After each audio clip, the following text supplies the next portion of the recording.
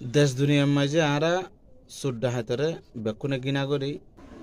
বেকুনে third class লেভেলের মানুষ হিসাবে মনে করি আরা কিন্তু ইতার এতবারে জঘন্যতম অপরাধীরে আরা সম্মান করি আরা সালাম দিই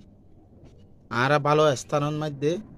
পরিচালনা করি বললা বলি আরা নিজেরাই নিয়োজিত করি নিজেরা আহ্বান করি ইতার দেখুন তারা যারা নাকি সমাজের বেশদর্যা ভালো মানুষ দাড়ি টুপি পাঞ্জাবি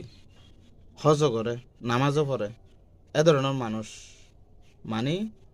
মানুষের টিয়া টিয়া পয়সা জায়গা জমিন